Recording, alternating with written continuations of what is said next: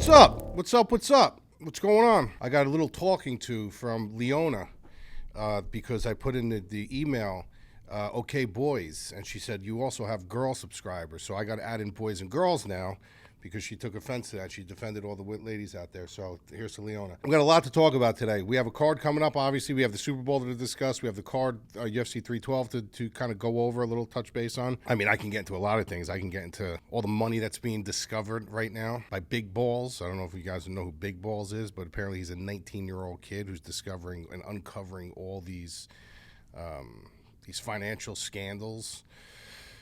Interesting stuff. We got a lot of stuff going on in the world, but we are here for fights, so we're going to be talking about that. First, we're going to talk about the Super Bowl. I tried to tell you. I tried to tell everybody that, you know, there's an old saying, it's not how you start, it's how you finish, right? They always say that. It's not how you start, how you finish. And this whole buildup all year, I mean, it's not just this year, but it's like multiple years, how it's just a script. The NFL is scripted, and this is, you know, even down to the logo of the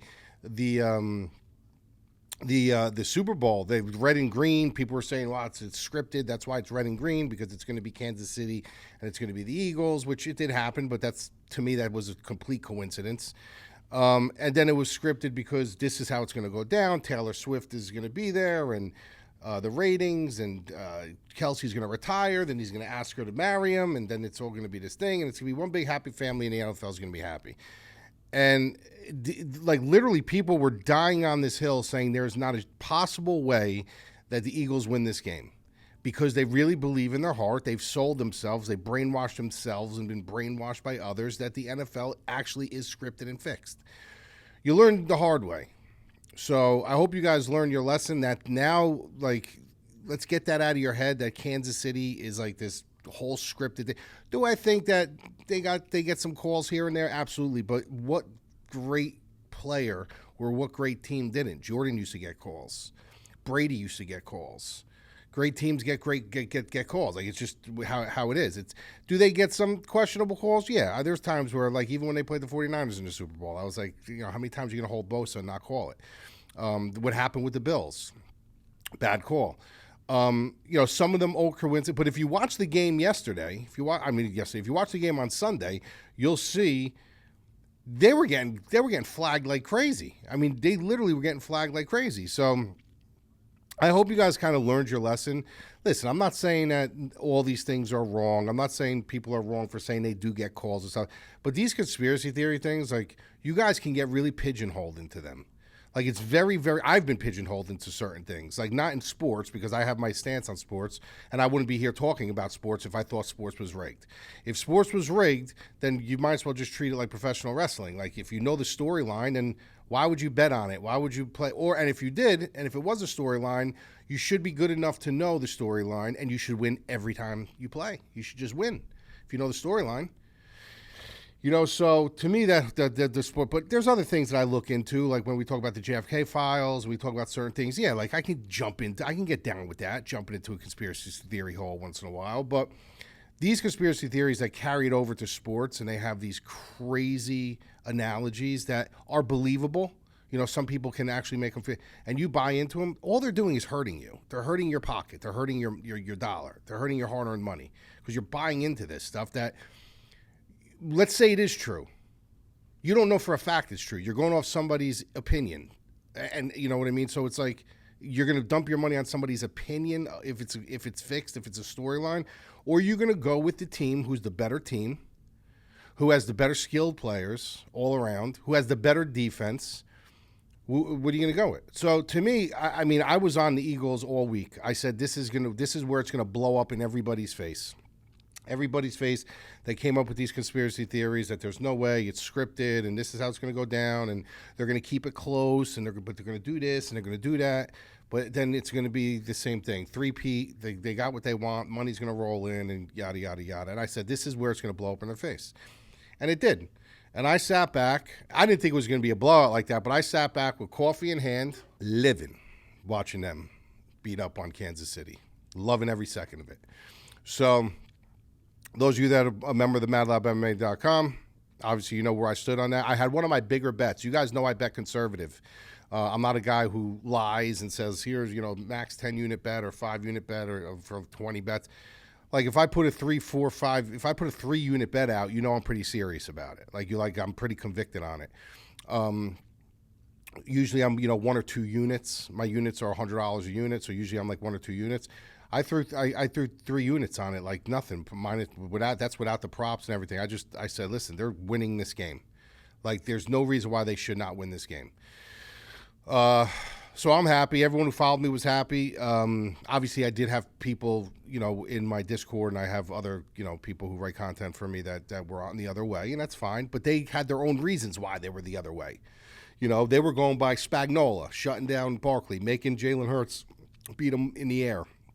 They were going by Andy Reid. They were going by Patrick Mahomes. They were going by legitimate reasons why they really believed that they would win the game. Where the other people, it didn't care if God was on the field at quarterback for the Eagles. It was scripted and it was over. There was no possible way. It was a shoo-in that they were going to. And a lot of people lost a lot of money. So I can't say I feel bad for you, because how many times are you going to listen to these conspiracy theories over and over and over, and they never come true? They never come true. So I can't feel bad for the people that only bet the Super Bowl, that aren't into this field that we're in. Then I feel bad for you, because you just got a bad dose of bad information, and you don't watch it. You start to believe it, man. Maybe they're right, and you put your money down. But people who are in this space and understand sports and understand, yes, is there corruption in sports? Yes. I know more than anybody. I'm into boxing. Boxing's has been one of the most corrupt sports around. Because it could be legitimately fixed, where you could point shave in games and do certain things, but still you might miss the outcome. Like if everything's not done meticulous. But in boxing, you can blatantly steal a fight from somebody. So nobody knows more than me. I've seen it 100 times. With that, but.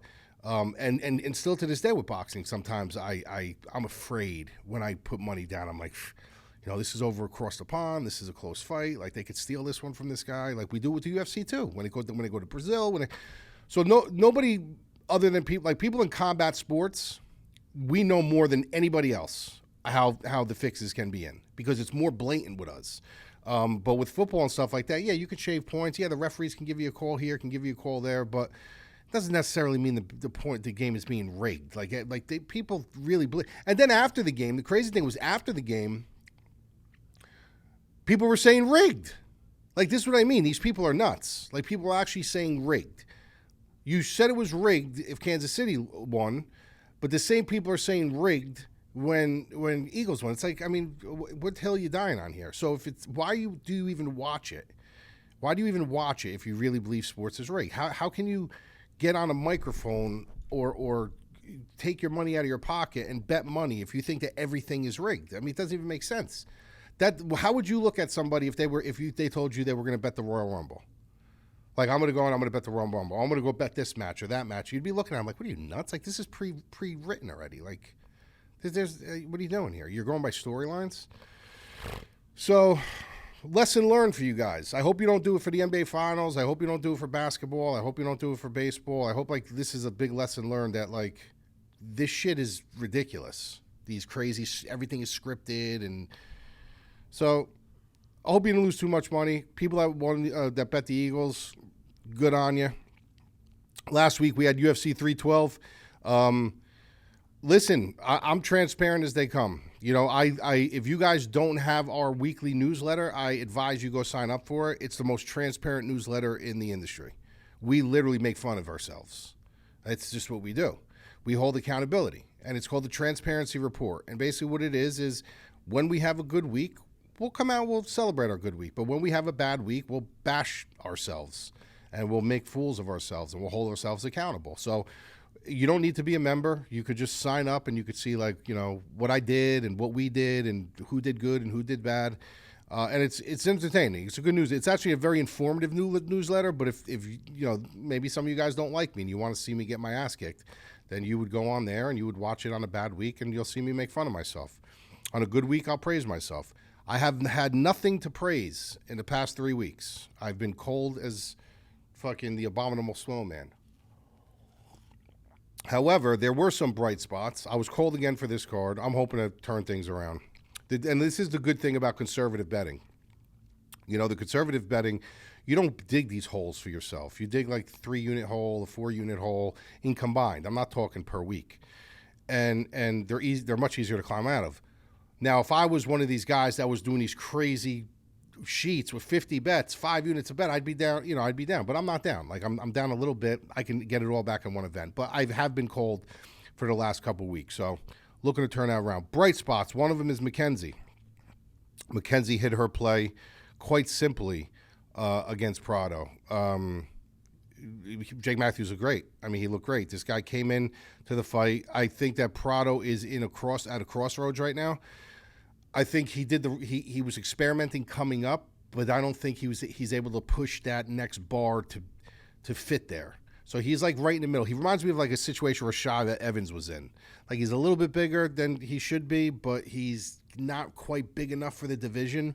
And I think that's what happened with Prado here. He kind of got manhandled in here. Jake Matthews looked fantastic. So Mackenzie's back on the board.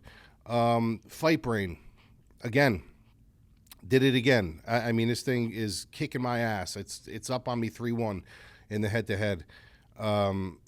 And one of the biggest pulls that it had was, once again, it had one of the biggest dogs on the card perfectly, plus 750. And, it's getting to the point now where guys in my Discord are trusting the Fight Brain so much that they're betting the predictions. So a bunch of my guys hit wrong, plus 750 by decision, because that's what it picked. So this thing's been spot on. I mean, from Barcello 750, this one, every week it's hitting one or two really, really big dogs. And I got to be honest with you, I've been kind of cold, and this thing's kicking my ass right now. But the good thing about it is we have it. So you could look at my stuff and say I do go on a little bit of a cold streak. You got the Fight Brain to kind of lean on. Or you can, even if I'm hot, you can compare the Fight Brain. Or if the Fight Brain's hot, you can compare me to the Fight Brain. So, maybe both of us are very convicted on one, or we're not, or we're completely on the other sides. But it's just a great tool, and I got to be honest with you, somebody in a member of mine has been running the numbers for the ROI if you were to bet all the dogs that the Fight Brain has had from the beginning, and the ROI is something ridiculous. Like it's really unreal how high of a clip this thing is pulling out big fucking dogs. So super, super happy with the Fight Brain. Like I said, I'm testing something out the past couple weeks, another couple weeks, to give it another responsibility. Right now, basically what it's doing is it's projecting, it's picking the fights, it's projecting the outcomes, it's projecting the statistics. It's giving you all the different edges, who edges in cardio, who edges in durability, who edges in striking. It just breaks everything down from bare bones, and then at the very end, it gives you the Fight Brain crystal ball. And the wrong Fight Brain crystal ball was literally to the T. I mean, I wish I had it on my desktop right now, but I don't, so I can't even pull it up. But I mean, if you look at it, if you go on my Twitter at MadLabMMA, the prediction was literally spot on for the wrong fight. So very good. Dricus du Plessis and Strickland. I was wrong. I picked Strickland. I was wrong.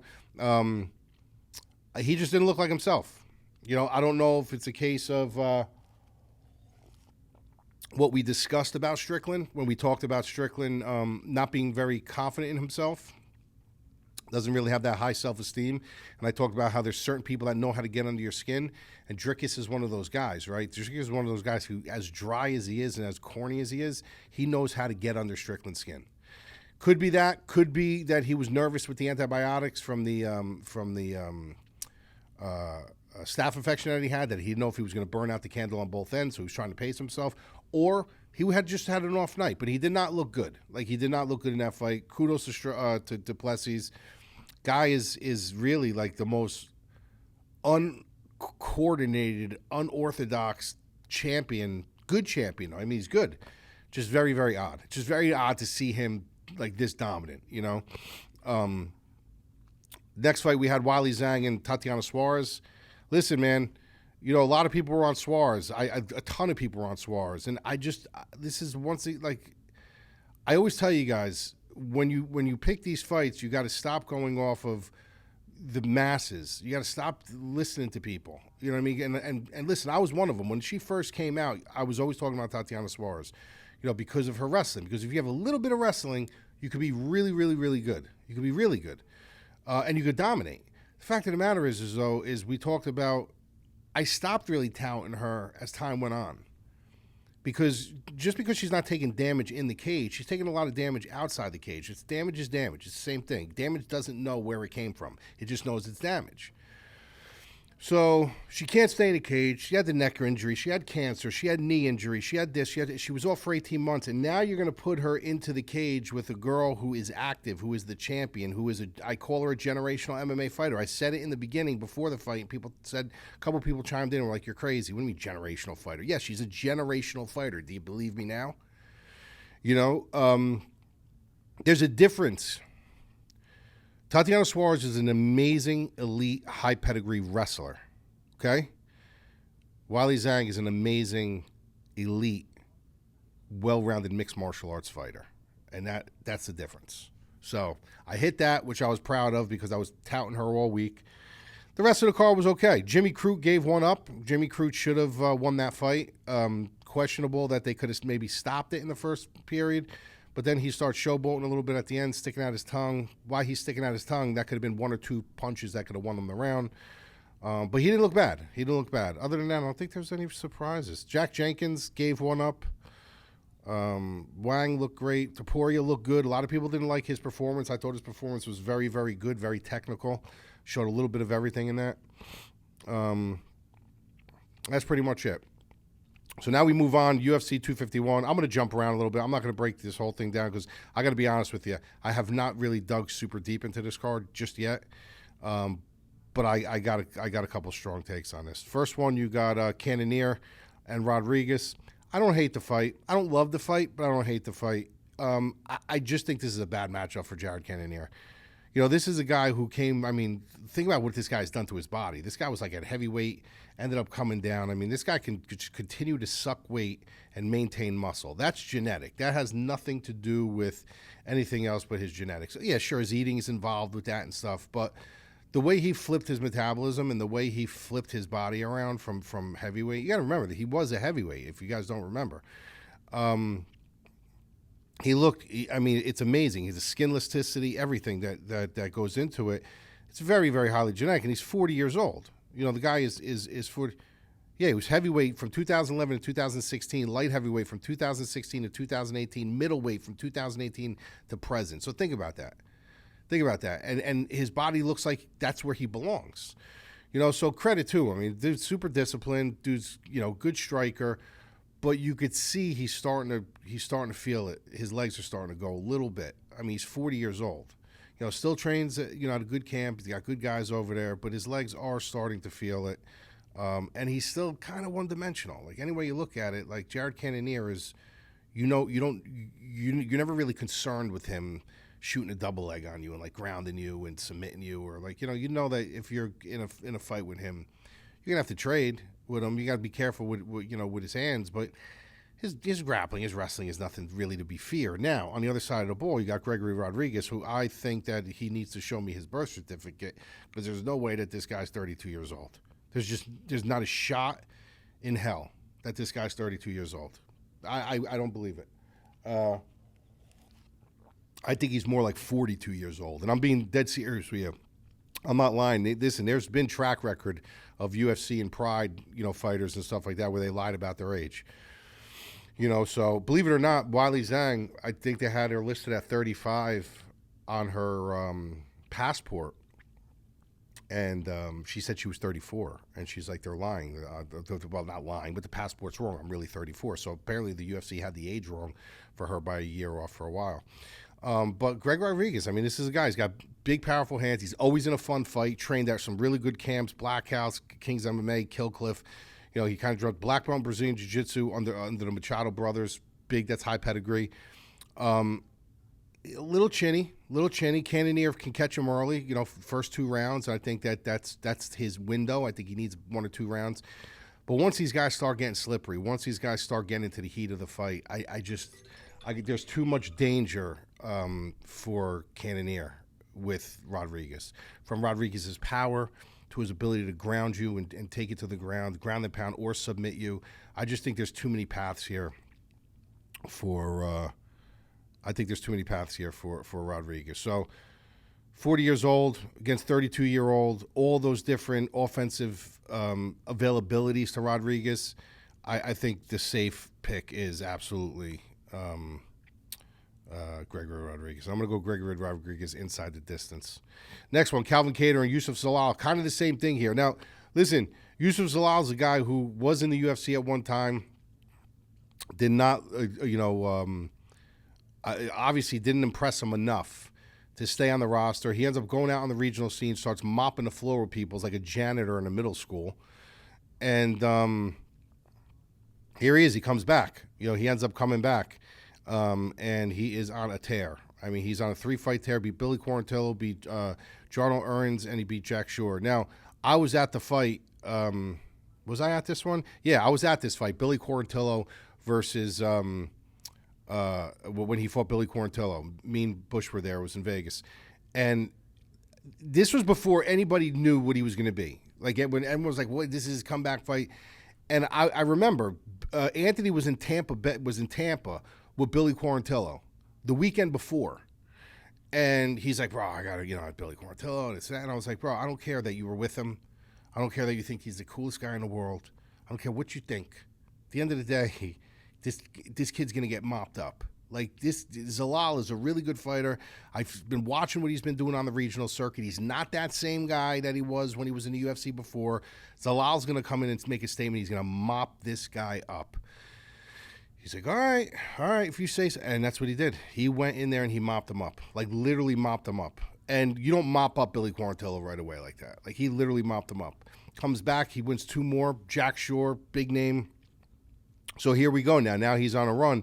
And now they give him Calvin Kattar. And, at first when I was looking at this fight, I was like, listen, man, don't be sleeping on Calvin Kattar. But then the more I look at him, I'm like, he's 36 years old. He's on a 3. He's lost 4 of his last 5. 4 of his last 5 fights. Lost, but look at he's losing. He's losing to Aljo. He's losing to Arnold Allen. He's losing to Josh Emmett. He beat Giga Chikadze, pure striking match. He lost to Max Holloway. So the thing about this is he's never been the same after the Holloway fight. I really, really believe. I always say there's certain fights that will take something out of you, and you leave it in the ring or the cage, and it never comes back. There are fights that like that, and that was that fight. The Max Holloway fight and the Kattar fight, he was never the same again after that fight. He never will be the same again after that fight. He comes back, he beats Giga, great, but then that's where he goes on a 3-fight losing streak. He loses to Emmett, loses to Arnold Allen, loses to Aljamain Sterling. All great guys, don't get me wrong, but the fact at the end of the day, he's still losing these fights.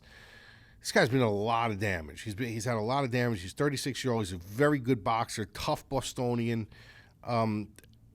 I just think Zalal's fresher. I think he's younger. I think the UFC has more upside with him. You got a guy who lost 4 out of the last 5, and then you got a guy who's on a tear right now. So, like, who do you want to take the next step? Do you want to just get his back off the wall and at the expense of him? Well, if that's what you want to do, then you get a guy in there that you're getting ready to cut.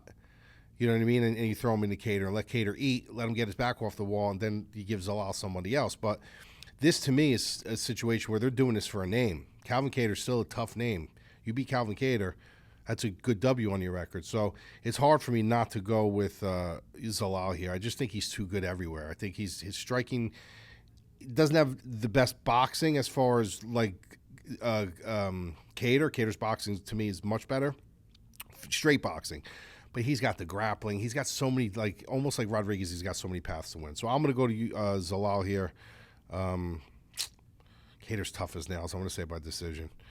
All right, let's go to this one. We'll go to Rodolfo Vieira versus Andre Petrovsky. This is a really interesting fight. You got one guy. This is a fight you got to break down the right way, right? Got one guy who's 35 years old. He's one of the most elite Brazilian Jiu-Jitsu players in the world. And you have to now take that and you have to erase that smudge out of your mind of when he got subbed by Fluffy Hernandez. And it's a very hard thing to do. It's a hard thing for me to do. It's a hard thing for a lot of people to do. And even though it was 4 years ago, you still always go back to, bro, do you remember when he got submitted by Fluffy Hernandez? But with that, you got to look back and say, that was 4 years ago. Like, that was 4 years ago. Take that, throw it away. He was completely gassed out. Mackenzie could have subbed him at that point. I mean, the guy was gassed to the gills, so then he comes back, he fights Dustin Stoltzfus, beats him, loses to Chris Curtis, beats Cody Brundage, beats Armin Petrosian. So, he's been doing good for himself. His cardio looks like it's checking out a little bit better. His striking looks like it's getting a little bit better. But at the end of the day, he lives and dies with his grappling. All right, so now we know. Now you go over to the next guy. Go to Andre Petroski. He's kind of the same animal, just on a lower scale and better wrestling. He's got that muscular frame to him. He'll look to trade with you. He looks to level change. He looks to control you on the ground. Looks to smother you. Looks to grind you. Looks to soak up a submission. He better not do that against Rodolfo Vieira. If he thinks that he's going to right out of the gates take this guy down and try to smother him and sub him, he's going to find himself swept and probably submitted. So I honestly don't know where to go here. I don't like the price tag. If anything, I think the value is on Petrosky at like 2-1 odds.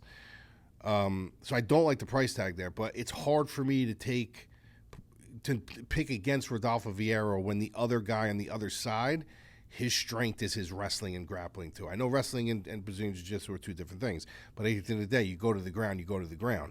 If you're going to the ground with somebody in a black belt Brazilian Jiu-Jitsu, that's one thing. But if you're going to the ground with one of the greatest to ever do it, that's a completely different thing. So I'm having a tough time with this one because I think if Rodolfo Vieira does get tired, Petrosky might be able to get some top control, get his hips locked in, and just stay heavy on him and control him. But man, I don't know. This is a really tough one for me to call. I think for pick wise, I'm going to go to Rodolfo Vieira. But if I had to wager it, if I had to put a gun to my head, I would say the value's on Andre Petrosky. So I'll keep it there. All right, we're going to do one more, but before we do that, we'll do Mackenzie's lock of the week. Hello, everyone. From the person who gave you the lock on the card last week with Jake Matthews, I'm here to give you guys a dog play this week. Something feels really disrespectful about the line with Morales and Smith. Smith is a good and explosive athlete, but Morales is a tough kid with a lot more cage time under his belt. And I feel like this could be one of those spots where I feel like the teacher needs to humble the student a little bit. So give me Morales at plus 142. You know what? Let's stay on the card. Let's do Shabazian and Dylan Budka. This is what you got to think about in this fight. Can you trust Edmund Shabazian? Do you trust Edmund Shabazian? This is a guy who came into the UFC, looked really good, right? He won his first 3-4 fights, looked really, really good, really promising. The UFC liked him. I liked him. You liked him. Probably our mothers liked him. Like, everybody liked him, and then all of a sudden, man, Derek Brunson, Jack Hermanson, Imavov, Hernandez, he went on like a streak where he lost 5 of 7. I mean, it's like, what happened to this kid? Getting submitted, getting knocked out, gassing out, terrible game plans, like just horrible, like completely horrible. And it's like, what do you do with this kid at this point? You know what I mean? What do you do with this kid at this point? Like, when do you give up the Edmund Shabazian project? When is it over? So now, on the flip side, you got this kid who he's fighting in Dylan Budka. Who, am I high in Dylan Budka? No, I'm not high in Dylan Budka. But the one thing I will say about Dylan Budka is that he is he's fun. Like, he's fun. This is a guy who's like a little pit bull. He likes to drag things to the ground. He's got that high motor. He's looking to take you down. But he's also on a 2-fight losing streak. So who are they trying to push here? Is this just to say, listen, let these two guys go into the cage and feast, and whoever loses gets cut? Or are they saying, listen, man, we got a little bit more upside in Shabazian here. Let's get him back on the right side of a win, and let's see what happens. So, I don't know. I think these odds are a little off. I think that Dylan Budka is live, especially in the later rounds, because I do not trust Edmund Shabazian's cardio at all, like literally at all. I trust a stranger with my bank account open more than I trust Edmund Shabazian's cardio. But I'm going to go with Edmund Shabazian. I just think he's the better fighter. I think that, for as bad as he is and the losses that he's had, I think he makes less mistakes. And I know that sounds stupid because I just said he from cardio to bad game planning, but from a technical ability, I just think Dylan Budka is a little bit more of a bull in the china shop. This guy's just looking to secure a takedown, get you to the ground, kind of just bully ball you in there. And I think he might pay the price with somebody like Shabazian when he's throwing these crisp shots down the middle, because he is a very good striker. So it's something I wouldn't bet, but from a pick perspective, I'll say Edwin Shabazian. So that's pretty much it, boys and girls. We are locked down now. We are done with football. So football is no longer. So this is our time of year. We got everything now. We got guys doing NASCAR. We got Mikey Tams doing basketball. We got Derek doing golf. Everybody's doing something. You go in there right now, somebody's in there doing something. And most of all, we got boxing and MMA. So we also got the what the hell is that thing called? That new league coming out with all the legends. You got like Frank Mir coming out. We're gonna cover that. So now's the time to come over, guys. Go to themadlabmma.com. Take advantage of the Fight Brain. Even if you're not taking advantage of my stuff, the Fight Brain is worth its weight in gold. Come check that out, and I will talk to you later. Peace.